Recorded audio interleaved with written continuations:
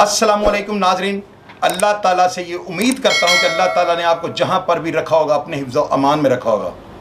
नाजरीन, मैं हमेशा आपको ये बताता हूँ कि मैं उन पुलिस अफसरान का या उन अफसरान का किसी भी महकमा से उनका ताल्लुक़ हो, मैं जब भी उनकी तारीफ़ करूँगा तो इंशाअल्लाह ताला कमेंट बॉक्स में आकर आप भी उसके हक़ में बयान और उसके बारे में जो जायज़ बात होगी, जो आपने देखा होगा, जो सुना होगा, वो ज़रूर आप लिखेंगे और मैं इंशाअल्लाह ताला उसको पढ़कर आपको जवाब देने की कोशिश करूँगा।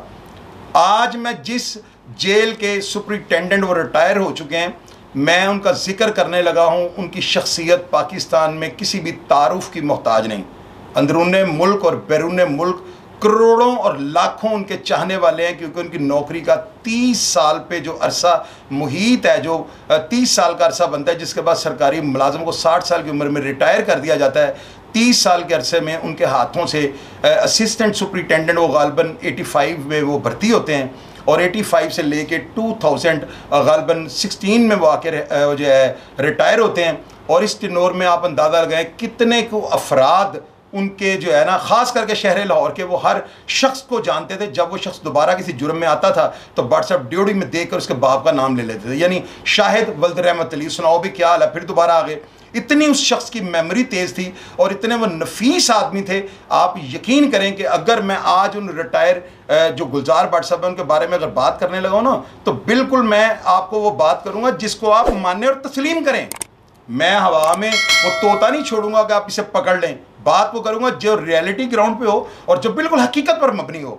नाजरीन, इस शख्स ने महकमा जेल खाना जात के अंदर जो है ना, मैं मेरे जैसे शख्स से ये निकलवाना मुंह से कि आप लेजेंड हैं, आपको इस लफ्ज़ की कीमत का अंदाज़ा होना चाहिए कि मैंने ये लफ्ज़ जो है ना अब तक किसी भी पुलिस अफसर के लिए स्वाय जुल्फ़कार चीमा और अपने ग़ुलाम महमूद डोगर जो इस वक्त जो है CCPO लाहौर लगे हुए हैं, मैंने ये लेजेंड का लफ्ज़ जो है ना शायद किसी के लिए इस्तेमाल किया हो।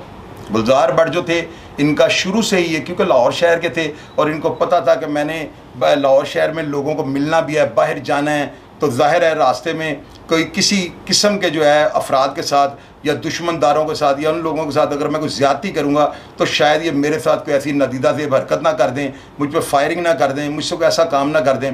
तो नाजरीन, आप ये देखें कि जेल की नौकरी भी करना, लोगों को ब्लाइज भी करना और साथ अपने ख़िलाफ़ कोई प्रोपोगंडा भी ना होने देना, ये तीन चीज़ें जब मिक्स होती हैं और आप ड्यूटी को बिल्कुल गफलत नहीं करते और बाखूबी अपने फ़राइज़ को अंजाम देते हैं। और मेरा नहीं ख्याल कि इनके ख़िलाफ़ किसी अफसर ने कोई इनको मुअत्तल किया हो, इनको कोई शोकाज़ नोटिस तक गया हो, क्योंकि ये अपनी नौकरी और वो जो है ना अपने जो लोगों के साथ ताल्लुक़ आते हैं उनको बैलेंस रख के चलाते थे।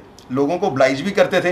ये तो नहीं था कि वो लोगों को जो है इनके घरों में भेज देते कि जाओ घर से मिल के आ जाओ। एक हद तक ही सुपरिटेंडेंट ने जो है ना अफोर्ड करना होता है। उन्होंने ना किसी बंदे की बदवा ली, ना उन्होंने कभी किसी बंदे को अपने इलीगल बेनिफिट्स के लिए रिश्वत का जो है शाखसाना बनाया, ना ही कभी उन्होंने कोई ऐसा काम किया तशद्दुद या बर्बरियत या जुर्म या जुल्म जबर का कोई ऐसा उन्होंने बाब जो है ना वो लिखा कि जिसको मैं आपके साथ डिस्कस करूं। तो बड़े नरम मजाज, बड़े पोलाइट, बड़े नफीस, बड़े शफीक, मोहब्बत करने वाले, मिलनसार और एक बड़े रहमदिल किस्म के अफसर थे। ये सारी खूबियाँ जिस बंदे के अंदर होंगी और आज रिटायरमेंट के बाद भी मैं उनके ऊपर प्रोग्राम कर रहा हूँ, तो इसके पीछे कोई मजबूत दलील या कोई ऐसी बात होगी जो मैं आपसे शेयर करने लगा हूँ।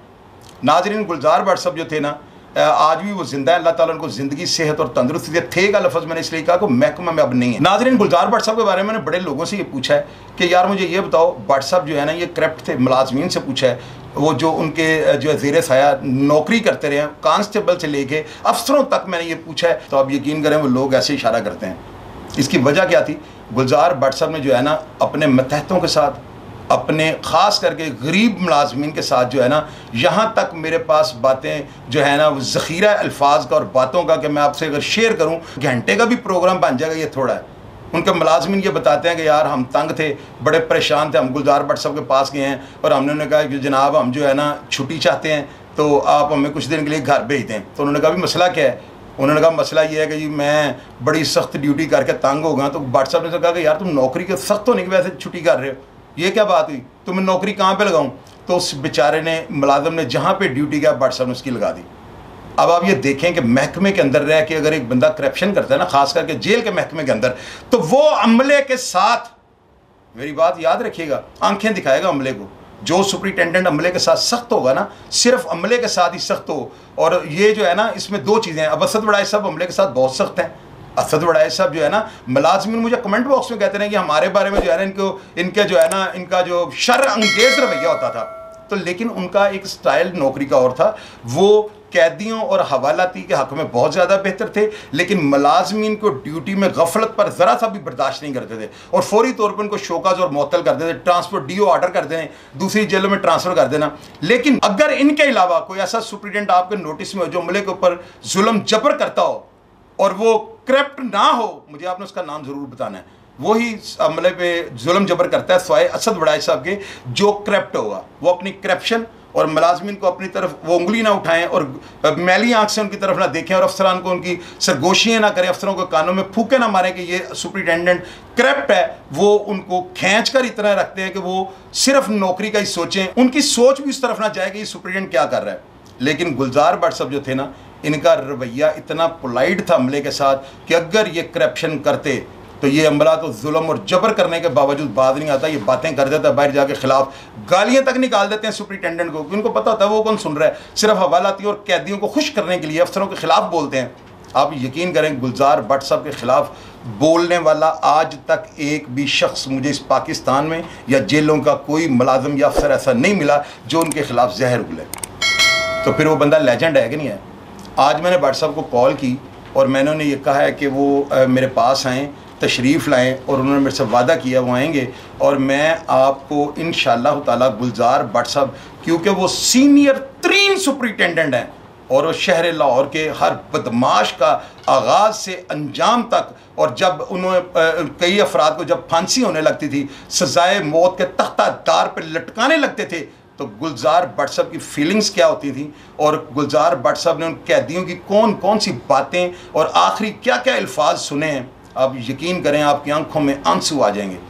गुलजार भट्ट साहब जो है ना, वो मेरे प्रोग्राम में इंशाअल्लाह ताला अनकरीब आने लगे हैं और आपको मैं उनकी जो ज़िंदगी की रूह दाद है, उन्होंने कौन कौन से बैनुल सूबाई और बैनुल अक़वामी शोहरत के हामिल लोगों को जेलों के अंदर रोते गिड़गड़ाते और उनके बुरे उनके अच्छे उनके केसों के ट्रायल, उनको बरियत के आर्डर और उनकी सज़ा जुर्म और सज़ाए मौत के तख्ता दार तक की कहानी मुझसे शेयर करेंगे और मैं मनो ऐन उनका इंटरव्यू आपके सामने पेश करूँगा। गुलजार भट्ट साहब बहुत सीनियर तरीन सुपरिटेंडेंट थे और मैं उनके लिए दुआ गो हूँ कि अल्लाह ताला ऐसे कदावर अफसरान को दोबारा महकमा जेल खाना जात में लेकर आएँ ताकि वो कैदियों और हवालातियों के साथ हमदर्दी करके इनके गम और इनकी तकलीफ़ को मोहब्बत और शफ़क़त में बदल दें।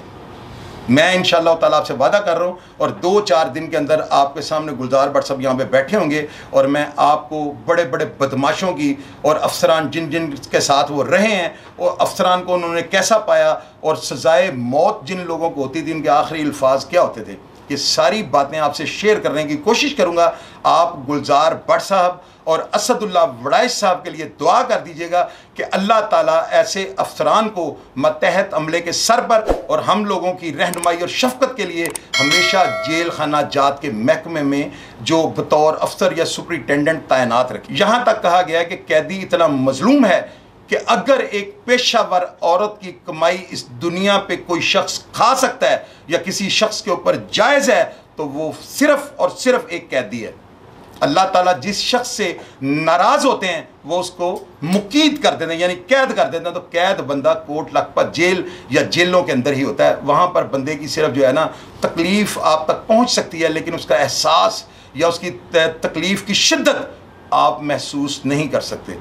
यही सारी बातें और अपने नौजवान को इस तकलीफ़ का एहसास जो है ना उसकी बारीकी में जाने के लिए, उसका एहसास दिलाने के लिए मैंने गुलजार भट्ट साहब को दावत दे दी है। मेरे नौजवान की रहनुमाई के लिए अच्छी अच्छी मिसालें और अच्छे अच्छे वाक़यात आपको सुनाएंगे जो आपके लिए बहुत ज़्यादा सबक आमोज़ होंगे। मेरे लिए दुआ कर दीजिएगा। और गुलजार भट्ट साहब के बारे में अगर आप में से किसी के पास भी कोई करप्शन की बात हो तो वो ज़रूर कमेंट बॉक्स में शेयर कीजिएगा। लेकिन मुझे यकीन है कि आप में से कोई भी शख्स उनके ख़िलाफ़ नहीं बोल सकता। उन्होंने एक मिसाली नौकरी करके आज रिटायरमेंट के बाद मुझ जैसे सख्त ज़ुबान आदमी से लेजेंड का लफ्ज़ जो है निकलवा लिया है।